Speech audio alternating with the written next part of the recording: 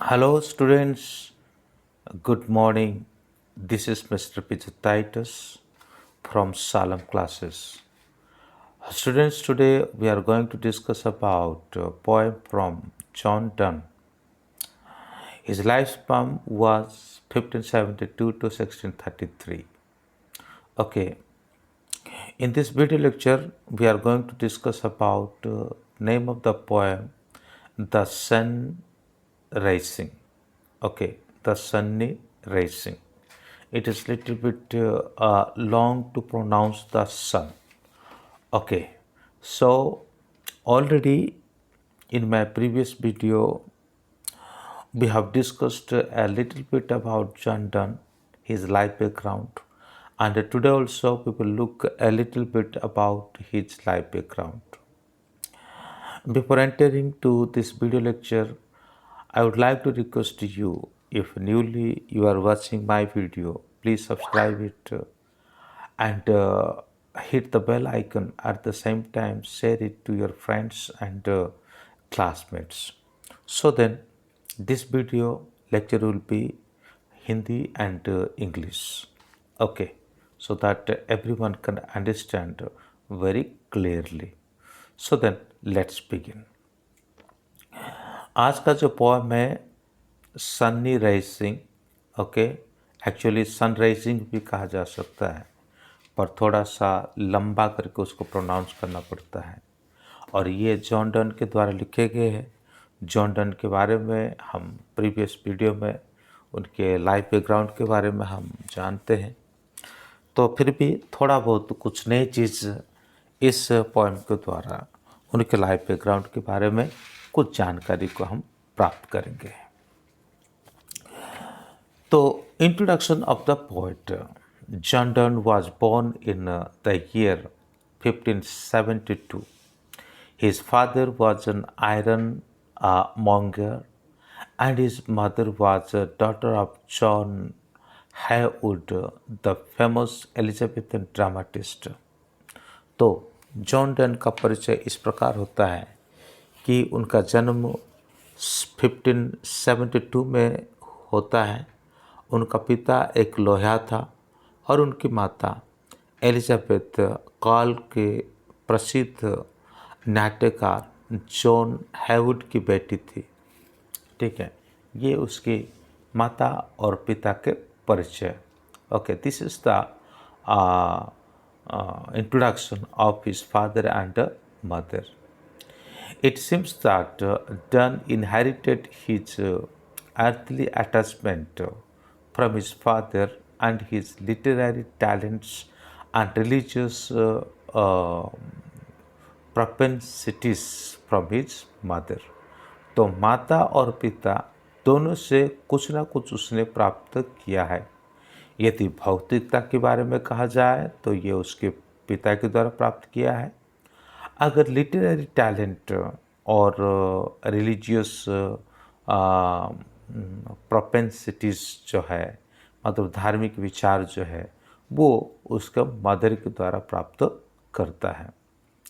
The early death of his father and his bringing up under the care of a strictly disciplined Catholic mother who employed a Catholic teacher to coach the poet and his brothers privately considerably influenced his life and career. तो यहाँ पे देखते हैं कि जैसे पिता का death बहुत जल्दी हो जाता है, लगभग उनकी शायद 5 साल का उम्र के समय पर उनका डेथ हो जाता है। तो उनकी माँ जो है कैथोलिक डिसिप्लिन के साथ उनको आगे बढ़ाती है और ख़ास करके जो कैथोलिक टीचर्स जो होते थे उन्हीं को प्राइवेटली कोच करने के लिए, और ये पोएट को यानी जॉन डन को और साथ ही साथ उनके जो दूसरे भाई बहन हैं उनको कोच करने के लिए ये कैथोलिक टीचर को लगाती है। उनमें विशेष रूप से ये उद्देश्य था उनका कि ये मतलब कैथोलिक का जो संस्कार है उससे भरपूर होकर के रह जाएंगे। Done was of a rebellious temperament from the very beginning. John जो है शुरुआत के समय से ही थोड़ा विद्रोह मनोभाव के व्यक्ति थे. He never had a real faith in Catholic religion, जो कैथोलिक रिलीजन है, और उन्हीं के प्रति उनके कोई विश्वास नहीं था. कैथोलिक बोले तो हमें इस बात को समझना है कि जो क्रिश्चियनिटी होता है दो भागों में बांटे जाते हैं. एक तो है कैथोलिक और दूसरा है प्रोटेस्टेंट. कैथोलिक लोगों के विश्वास के मत कुछ अलग है, तो प्रोटेस्टेंट के विश्वास के मत कुछ अलग है. तो पैदा तो वो कैथोलिक रिलीजन वाले परिवार में हुए थे, लेकिन बाद में वो कैथोलिक धर्म को विद्रोह करते हैं, उनके खिलाफ आवाज़ उठाते हैं. In 1598 he openly rejected Catholicism and accepted Jacobean Anglicanism. तो जैसे कि 1598 की बात होता है, ये कैथोलिक धर्म को मतलब पूर्ण रूप से छोड़ देते हैं, और छोड़ने के बाद जो जैकोबियन एंग्लिकनिज्म ऐसा एक चर्च होता है, उसी को वो एक्सेप्ट करते हैं. ही स्टार्टेड राइटिंग पोइट्री इन 1593. ये एक जो पोइट के रूप में, यानी अपना जो पोइट को ये 1593 से लिखना चालू करते हैं. His first creation were satires. उनके पहला क्रिएशन जो है वो सटायर्स होता है. एंड दोज सटायर्स ही radicals everything and conventional and serious. तो वो सटायर्स में ही वो अपने सारे विचारों को मतलब प्रकट करते थे. And in 16 he become private secretary of Thomas Egerton. तो 16 एडी की बात होता है, तब वो जो थॉमस इगर्टन का सेक्रेटरी बन जाते हैं. He took his residence with his master's family and remained there for 4 years. तो उस प्रकार से वो अपने मास्टर का परिवार में, मालिक के परिवार में 4 साल रहने का एक अवसर को प्राप्त करता है. नौकरी करने के साथ साथ वहाँ पर ही रह जाता है. He fell in love with Annie More, his master's niece. तो यहाँ पे वो जो उसके जो मालिक है उसके भाणजी है, जिसका नाम है एनी मोर. तो उसी के साथ उसका मतलब प्रेम संबंध हो जाता है. ही मैरिड हर सीक्रेटली इन 1601. तो उनको गुप्त रूप से 1601 में उनका शादी हो जाता है. The fact of the secret marriage become known after 1 year. तो लगभग 1 साल के बाद ये गुप्त शादी जो है वो पूर्ण रूप से प्रकट हो जाते हैं. तो इसी के बाद मिस्टर इगर्टन जो है वो क्या करते हैं, dismissed Donne from his service at once. तो ये बात जानने के बाद मिस्टर इगर्टन जो है वो क्या करते हैं कि उनको नौकरी से निकाल देते हैं. In 1608 his father in law was reconciled to him. तो 1608 में पिताजी जो ससुर जी है उनके साथ मेल मिलाप हो जाता है. He made him a generous allowance which diminished his acute financial worries. तो अपार धन फिर उसके बाद वो उनको देते हैं. ठीक है, अपार धन वो उनको देते हैं ताकि उनके जो फाइनेंशियल जो क्राइसिस है वो दूर हो जाए और फिर वो अच्छी तरह से अपने काम में आगे बढ़ सके. हम प्रीवियस वीडियो में ऑलरेडी उनका फाइनेंशियल क्राइसिस के बारे में डिस्कशन कर चुके हैं, इसलिए मैं उसको और ज़्यादा विस्तार करना नहीं चाहता हूँ. फिर उसके बाद उनके डेथ हो जाता है. किनके, उनके वाइफ का. इन 1617 his wife died living behind 7 young children under his charge. तो लगभग 7 बच्चों को छोड़ करके उनकी पत्नी जो है उन्हें इस संसार को छोड़ करके चली जाती है. फिर डन का डाइड भी 1630 को हो जाता है. तो ये जो व्यक्ति है ना, इसके कुछ चरित्र इस प्रकार है। By birth done was of very और इनिक्विसिटिव एंड इनक्वेयरिंग टेम्परमेंट। तो जन्म से ही वो बहुत जिज्ञासु प्रकृति का था। अपने जो युवा अवस्था के बारे में अगर कहें, even in the stormy day of his youth he would leave his bed at 4 AM। तो जवान के समय पर भी वो लगभग 4 बजे, है ना, सुबह के समय पर, है ना, स्टॉर्मी डे में भी वो जग जाते थे, उठ जाते थे। और नॉर्मली स्टडी टिल 10 AM। तो सुबह के 10 बजे तक लगभग 6 घंटा मान के चले वो इस तरह से पढ़ाई किया करते थे। His mind remained vigorously active throughout his life. अगर उनके माइंड के बारे में कहा जाए तो मतलब पूर्ण रूप से, है ना, उसका मस्तिष्क जो है जीवन पर्यंत, है ना, क्रियाशील ही रहता है। Done excels within the compass of a short lyric form. His inspiration was of a brief duration.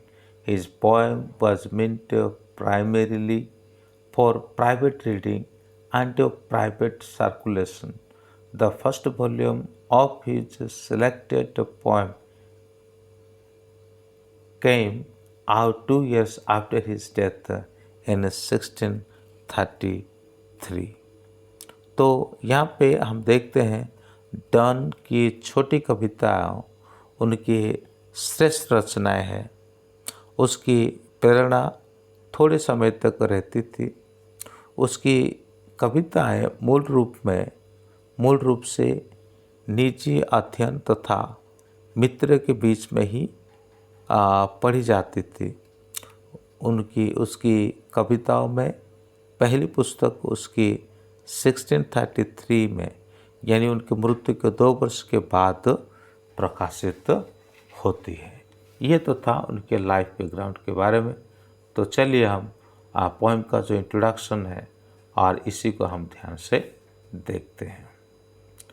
तो introduction of the poem. The sun rising is one of the best poem of Donne. ये sun rising जो poem है ये done के द्वारा लिखा गया poem है। और जितने भी अच्छा जो पोएम होता है, ठीक है ना, जितने भी बेस्ट पोएम थे उनमें से ये भी एक पोएम है।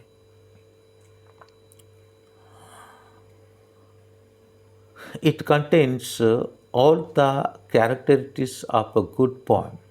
एक अच्छे पोएम में जो कैरेक्टरिस्टिक्स होना चाहिए वो सभी इसमें पाए जाते हैं।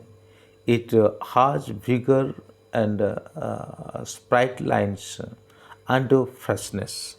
यहाँ पे ये जो कविता में उत्साह, चंचलता तथा ताजगी से पूर्ण होता है ये जो पोएम है, ठीक है। The poem expresses love anger against sun rising, है ना। तो ये जो पोएम है खास करके जो लवर्स है ना, वो किस प्रकार सन राइजिंग के ऊपर गुस्सा व्यक्त करते हैं उसी बारे में लिखा जाता है। The poet rebukes the sun as saucy pedantic wretch, है ना। ये प्रेमी का जो सूर्योदय के प्रति क्रोध प्रदर्शित किया जाता है इस पोएम में। और साथ ही साथ कवि सूर्य को गुस्ताख घमंडी कहकर उसे कवि के शयन कक्षा में झांकने के लिए फटकारता है। तो यहाँ पर घमंडी और गुस्ताख इस प्रकार का शब्द को यहाँ सूर्य के लिए इस्तेमाल किया जाता है ना। तो पोएट उन्हें रिव्यू करता है किसके लिए। फिर से मैं पढ़ता हूँ।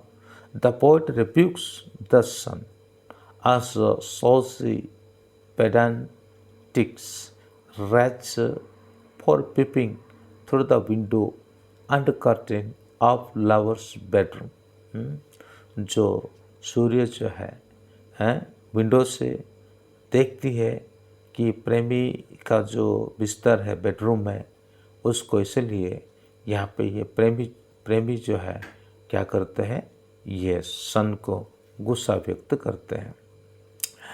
There is boldness in the language which is unmatched in lyrical poems. ठीक है, कि इनके जो गीत काव्यों में कोई समानता नहीं है। भाषा में निडरता तो है, भाषा में निडरता तो है, लेकिन इसके गीत काव्यों में कोई समानता नहीं है।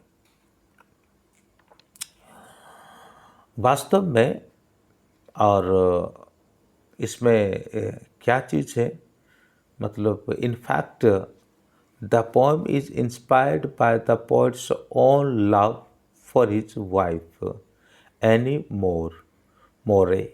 तो दरअसल ये है कि ये जो पोएम है ये अपनी वाइफ से प्रेरित होकर के ये पोएम को वो लिखते हैं। अपनी वाइफ के जो प्रेम से प्रेरित होकर के ये पोएम को लिखते हैं। The poem is full of metaphysical consist.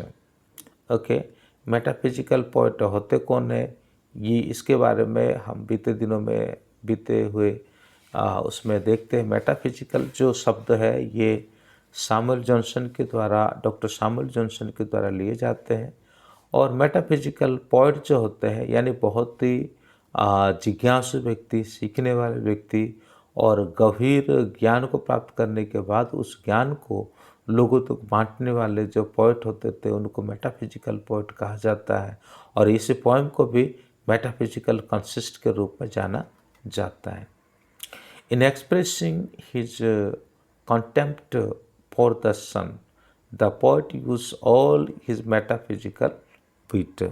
तो यहाँ पे क्या होता है कि कविता तात्विक अहंकार से पूर्ण है, सूर्य के प्रति घृणा और व्यक्त करते, है ना, सूर्य के प्रति घृणा व्यक्त करते समय कभी अपने समस्त तात्विक अहंकार, तात्विक योग्यता का प्रयोग करता है। प्रतीक को का सुंदर प्रयोग किया गया है। तो यहाँ पे और जो प्रतीकों का जो सुंदरता है उसके भी यहाँ पे प्रयोग किया जाता है। There is boldness in the language which unmatched the lyrical poem. In fact, the poem is inspired by the poem's own love for his wife and more.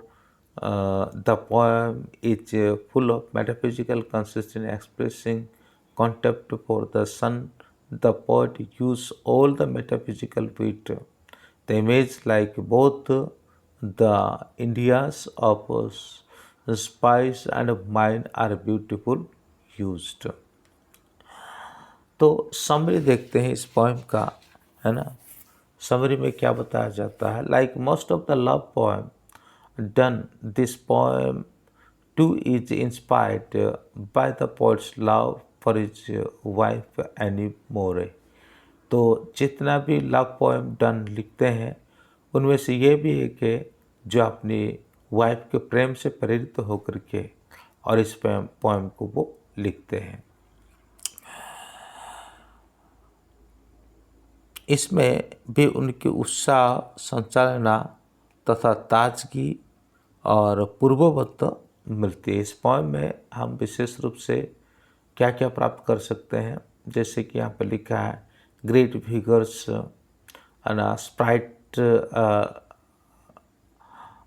sprightliness and freshness is found in this poem. A lover's vexation is expressed in the poem।